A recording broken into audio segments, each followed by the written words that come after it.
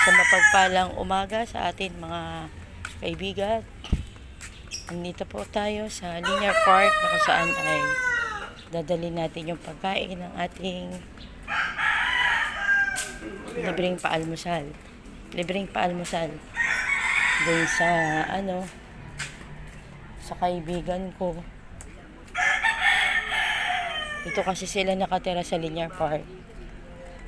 Nadala natin ng pagkain. Sana na... Andiyan pa ba si Lenomar? Napansin mo?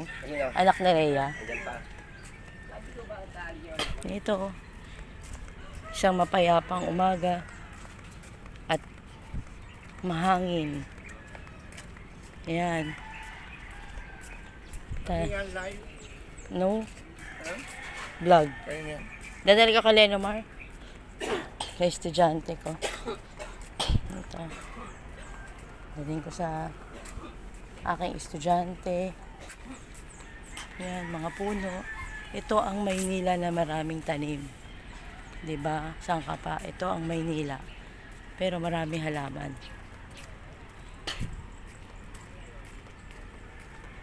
Lenomar? Lenomar? Lenomar? Dito siya nakatira. Lenomar? Wala na? Lenmar?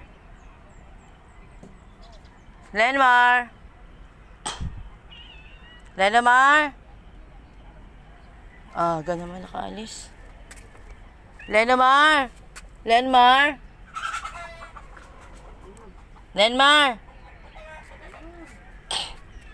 Gising na be. Lenomar?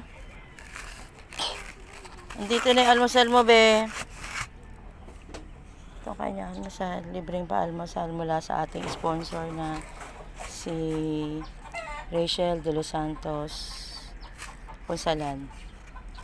Siya ay nagtatrabaho sa Canada. Dali 14 estudyante ang kanyang pinapakain ng libre. Okay lang. Wala kayong pasok, okay? At least meron kayong pakunin mo. Ayan, si Lenomar. Masipag na mag-aaral yan.